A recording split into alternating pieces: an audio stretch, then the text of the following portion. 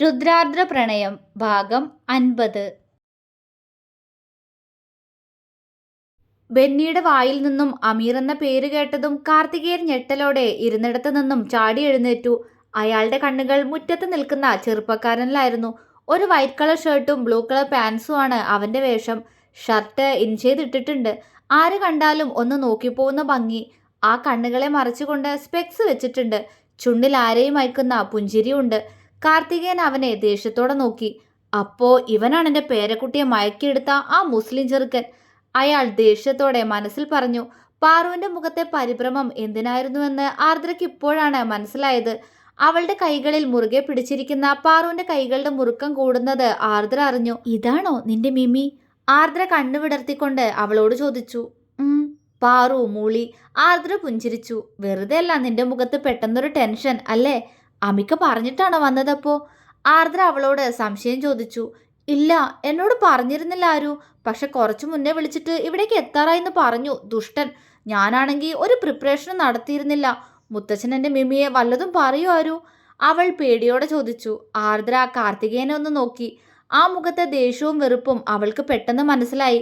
തന്നെ നോക്കുമ്പോൾ എപ്പോഴും ആ മുഖത്ത് ഉണ്ടാവാറുള്ള ഭാവം ഇതായിരുന്നുവെന്ന് ആർദ്ര വല്ലായ്മയോട് ഓർത്തു. മുത്തശ്ശൻ ഉറപ്പായിട്ടും ആൾ എന്തെങ്കിലും പറയും പാറു. ആർദ്ര പതിയെ പറഞ്ഞു. എൻ്റെ മിമിയെ പറഞ്ഞാ എനിക്ക് സഹിക്കില്ല. ഞാൻ വല്ലതും പറഞ്ഞു പോവും അങ്ങനെ ഉണ്ടായ. അവള് പറഞ്ഞു. കണ്ണുകൾ മിമിയിലേക്ക് നീണ്ടു. അവൻ പതിയെ അവന്റെ കണ്ണുകളിലെ സ്പെക്സ് എടുത്തു മാറ്റി. ആ കണ്ണുകളും ആദ്യം നീണ്ടത് പാറുവിലേക്ക് തന്നെയാണ്. അവന്റെ നീല കണ്ണുകൾ വല്ലാതെ തിളങ്ങി. പാറു ചിരിയോടെ അവനിൽ നിന്നും നോട്ടം മാറ്റി. ഹേയ് അമീർ, എന്താണ് ഒരു സർപ്രൈസ് വിസിറ്റ്? ആയുഷ് പെട്ടെന്ന് മുറ്റത്തേക്ക് ഇറങ്ങിച്ചെന്ന് മിമിക്ക് നേരെ കൈ നീട്ടി. അവൻ ആ കൈകളിലേക്ക് കൈ ചേർക്കുന്നതിനോടൊപ്പം ആയുഷിനെ ഒന്ന് ഹഗ് ചെയ്തു മാറി. വേണിയില്ലാതെ പറ്റുന്നില്ല അവിടെ. അവളെ കൊണ്ട് പോവാൻ വന്നതാ ഞാൻ. അവൻ കുറുമ്പോടെ ആയുഷിനോട് പറഞ്ഞു. ആയുഷിന് ചിരി വന്നു. ചെല്ല് ചെല്ല്, നിന്റെ കൂടെ അവൾ ഇപ്പൊ തന്നെ വിടും എല്ലാരും. ആയുഷ് അവനെ കളിയാക്കി. മിമി ചിരിയോടെ തലയാട്ടുന്നുണ്ട്.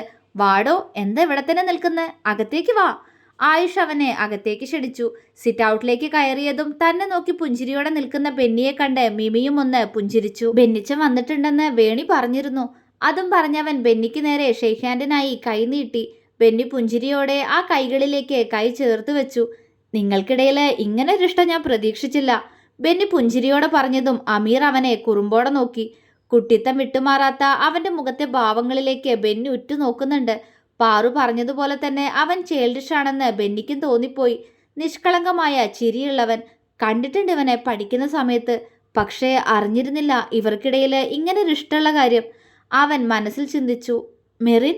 മിമി സംശയത്തോടെ ബെന്നിയോട് ചോദിച്ചു. ഓ, അതും തൻ്റെ വേണി പറഞ്ഞിട്ടുണ്ടോ? ബെന്നി അവനോട് ചിരിയോടെ പറഞ്ഞുകൊണ്ട് കൈകാട്ടി മെറിനെ അടുത്തേക്ക് വിളിച്ചു. ഇതാണെൻ്റെ കൊച്ച്. അവൾ അടുത്തെത്തിയതും ബെന്നി മെറിൻ്റെ തോളിലൂടെ കൈയിട്ട് അവന് പരിചയപ്പെടുത്തി കൊടുത്തു. അവൻ സൂപ്പർ എന്ന് കൈകൊണ്ട് കാണിച്ചു. ബെന്നിയും മെറിനും പരസ്പരം മുഖത്തോട് മുഖം നോക്കിയ ശേഷം മിമിയെ നോക്കി ചിരിച്ചു കൊടുത്തു. മുത്തശ്ശ, ഇതാണ് അമീർ. ആയുഷ് പത്മനാഭന് അമീറിനെ പരിചയപ്പെടുത്തി കൊടുത്തു. അയാൾ അവന്റെ തലയിലൊന്ന് തലോടി. അമീർ പെട്ടെന്ന് അയാളുടെ കാൽക്കലേക്ക് വീണ് അനുഗ്രഹം വാങ്ങിച്ചു. പാറു അവനെ വാ പൊളിച്ചു നോക്കി. അയാളുടെ കാൽക്കൽ നിന്നും നിവരും മുന്നേ അവൻ പാറുവിനൊന്ന് നോക്കി. വാ പൊളിച്ച് തന്നെ നോക്കുന്നവളെ നോക്കി അവൻ സൈറ്റടിച്ചു കാണിച്ചു. പാറു പിടച്ചിലോടെ അവനിൽ നിന്നും നോട്ടം മാറ്റിക്കളഞ്ഞു. മിമി കീഴ്ചുണ്ടിൽ പല്ലുകളാഴ്ത്തി ചിരിച്ചുകൊണ്ട് എഴുന്നേറ്റു. നല്ല ബഹുമാനമുള്ള കുട്ടി. അവളുടെ അടുത്തു നിന്നും കാർത്തികേയന്റെ ഭാര്യ പത്മിനി പറയുന്നത് കേട്ട് പാറു അവരെയൊന്ന് നോക്കി. ബഹുമാനം? ഈ മുത്തശ്ശി ഇതെന്തറിഞ്ഞിട്ടാ? ഇവനിത് എന്തിനാ മുത്തശ്ശന്റെ കാലിൽ വീണ്? ഇങ്ങനൊരു ശീലമൊന്നും ഇല്ലാത്തതാണല്ലോ. പാറു പിറുപിറുത്തു. First impression is the best impression എന്നാണല്ലോ. എല്ലാരും ചാക്കിലാക്കാനുള്ള അടവാ ഈ കാലിൽ വീഴലെന്ന് തോന്നണു. നിന്നെപ്പോലെ തന്നെ ഫുൾ ഉഡായിപ്പാണല്ലോ നിന്റെ ചെക്കനും. ആർദ്ര അതിനിടയിൽ പാറുവിനിട്ടൊന്ന് കൊട്ടി. പാറുവിന്റെ മുഖം വീർത്തുപോയി. അത് കണ്ട് ആർദ്രയ്ക്ക് ചിരി വന്നു. ഞാനുള്ളത് തന്നെയാ പറഞ്ഞ്. ഇവിടെ എല്ലാരും നീ പറയുന്നതേ വിശ്വസിക്കാവുന്ന പോലെ എന്നെക്കുറിച്ച് ഓരോ നുണകൾ പറഞ്ഞ് ഇവിടെ ഉള്ളവരെല്ലാം വിശ്വസിപ്പിച്ച് എനിക്ക് തല്ലും വഴക്കും വാങ്ങി തന്നിട്ടുള്ള സാധനല്ലേ നീ? അപ്പോ നിന്റെ ചെക്കനും അതുപോലെ കുറച്ച് ഉടായ്പൊക്കെ ആവാ. ആർദ്ര കുസൃതിയോടെയാണ് അത് പറഞ്ഞത്. പാറുവിന്റെ മുഖം ഒന്നുകൂടി വീർത്തു പോയതേയുള്ളൂ. അവള് ചുണ്ടുകൂട്ടിക്കൊണ്ട് ആർദ്രയിൽ നിന്നും മുഖം തിരിച്ചു. യാത്രയ്ക്ക് സുഖമായിരുന്നോ മോനെ? പത്മനാഭൻ മിമിയോട് സ്നേഹത്തോടെ ചോദിച്ചു. അതേ മുത്തശ്ശ, തനിച്ചുള്ള യാത്ര മാത്രമേ ബോറിംഗ് ആയിരുന്നുള്ളൂ. അമീർ പറഞ്ഞതും പത്മനാഭൻ പുഞ്ചിരിച്ചു. മോനെ, വന്ന കാലിൽ നിൽക്കാതെ അവിടെ ഇരിക്കേ. ദാസ് അവനോടായി പറഞ്ഞു. മനുവും മല്ലികയും മാധവിയും സേതുവും മഹിയും സുലോചനയും പത്മിനിയും എല്ലാം അവനെ വന്ന് പരിചയപ്പെട്ടു. ആർദ്രയ്ക്ക് അവനോട് പോയി സംസാരിക്കണമെന്നുണ്ടായിരുന്നെങ്കിലും എന്തോ അവൾ അതിന് മുതിർന്നില്ല. ഒരു പുഞ്ചിരിയോടെ അവനെ നോക്കി നിന്നു. പാറു പറഞ്ഞ് അവന്റെ സ്വഭാവമെല്ലാം അവൾക്ക് നന്നായി അറിയാവുന്നതാണ്. അവൾ ഇത്രത്തോളം മാറിയതിന് പിന്നിൽ ആയുഷിനെ പോലെ തന്നെ അമീറിനും പങ്കിട്ടെന്ന് ആർദ്രയ്ക്കറിയാം. നീ എന്തിനാ ഇപ്പൊ ഇങ്ങോട്ട് വന്നത്? പെട്ടെന്നാണ് കാർത്തികേയന്റെ ശബ്ദം അവിടെ മുഴങ്ങിയത്. പാറു ഞെട്ടലോടെ അയാളുടെ മുഖത്തേക്ക് നോക്കി. എല്ലാവരിലും ഒരു പകപ്പുണ്ട്. ബെന്നി മെറിനെയും ചേർത്ത് പിടിച്ച് ഒരു ഭാഗത്തേക്ക് നീങ്ങി നിന്നു. അവള് സംശയത്തോടെ അവന്റെ മുഖത്തേക്ക് നോക്കി.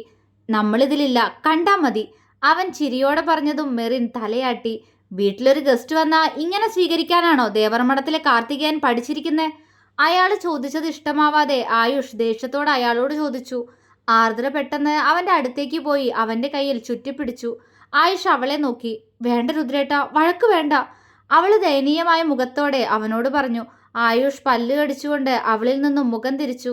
ആർദ്ര അപ്പോഴും അവന്റെ കൈകളിൽ നിന്നും പിടിവിട്ടില്ല. മിമി കാർത്തികേയന്റെ മുഖത്തേക്കൊന്ന് നോക്കി. വേണി ഒരിക്കൽ കാണിച്ചു തന്ന ഫോട്ടോയിലുള്ളതിനേക്കാൾ ഗാംഭീര്യം നിറഞ്ഞ മുഖം. അയാളുടെ മുഖത്ത് നിറഞ്ഞു നിൽക്കുന്ന വെറുപ്പ് മനസ്സിലായിട്ടും മിമി ഒന്ന് പുഞ്ചിരിച്ചതേയുള്ളൂ. വീട്ടിൽ വരുന്നവർക്ക് അർഹിക്കുന്ന ബഹുമാനം ഞാൻ കൊടുക്കാറുണ്ട് ആയുഷ്. വരുന്ന ആൾക്ക് അതിനുള്ള യോഗ്യത ഉണ്ടെങ്കിൽ മാത്രം. കാർത്തികേയൻ ആയുഷിന്റെ ചോദ്യം ഇഷ്ടപ്പെടാതെ ദേഷ്യത്തോടെ മുരണ്ടു. ഈ കിളവനെ ഞാനിന്ന്. ആയുഷ് അയാളുടെ അടുത്തേക്ക് ദേഷ്യത്തോടെ പോവാൻ തുനിഞ്ഞു. ആർദ്രയുടെ കൈകൾ ഒന്നുകൂടി അവനിൽ മുറുകി. അവൻ അവളെ തുറച്ചു നോക്കി. എന്താടി നിനക്ക്, വിടടി എന്നെ, അവൻ അവളോട് ഗൗരവത്തോടെ പറഞ്ഞു. ആർദ്ര അവനെ നോക്കി ചുണ്ടു കൂർപ്പിച്ചുകൊണ്ട് അവന്റെ തല പിടിച്ച് താഴ്ത്തി. അവൾക്ക് തന്നോട് എന്തോ പറയാനുണ്ടെന്ന് മനസ്സിലായ പോലെ ആയുഷ് അവന്റെ ചെവി അവൾക്കടുത്തേക്ക് കാണിച്ചു കൊടുത്തു. എന്താടി, പറഞ്ഞു തൊലക്കി, അവന്റെ കനത്ത സ്വരം. ദേ രുദ്രേട്ട, അടങ്ങി നിന്നോ അവിടെ. അവരുടെ പ്രശ്നം അവർ തീർത്തോളും. അതിനിടയിലെങ്ങാനും പോയി ഇടപെട്ടാലുണ്ടല്ലോ, അവള് ദേഷ്യത്തോടെ പറഞ്ഞു. ആയുഷ് അവളെ പുരികമുയർത്തി നോക്കി. പിന്നെ അങ്ങേരി പറയുന്നതൊക്കെ കേട്ട് ഞാൻ മിണ്ടാതെ നിൽക്കണോ? അവൻ ചോദിച്ചു.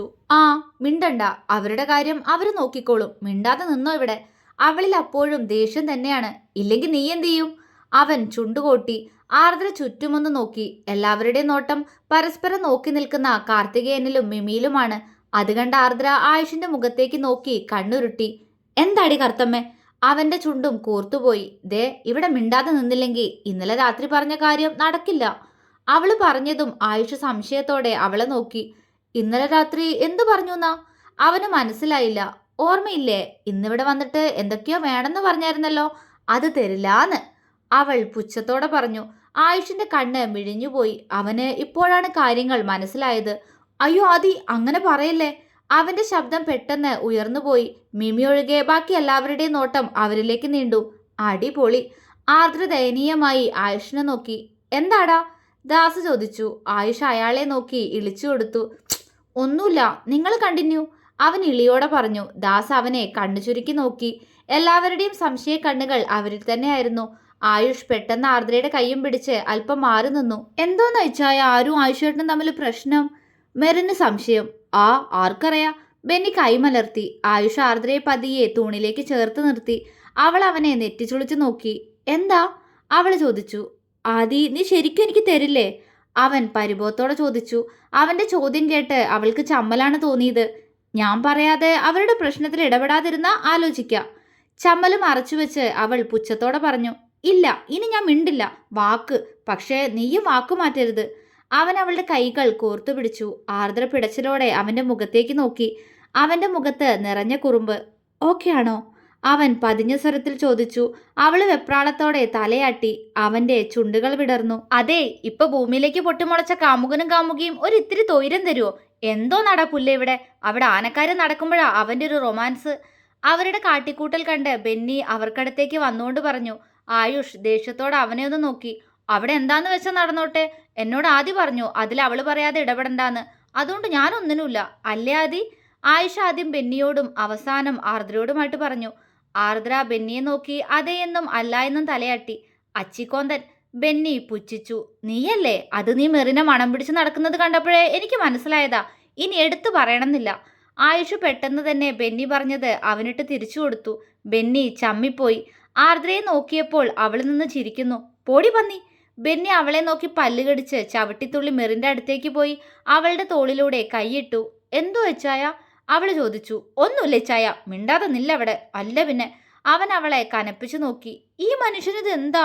അവൾ അവനെ കൂർപ്പിച്ചു നോക്കി. എന്റെ പൊന്നു കൊച്ചെ, ഒന്നുമില്ല. എന്റെ പൊന്ന് അങ്ങോട്ട് നോക്ക്, അവിടെ ഇപ്പൊ അടി നടക്കും. ആ കിളവന് കിട്ടുവോ അതോ അമീറിന് കിട്ടുവോ? നമുക്ക് അത് നോക്കാം.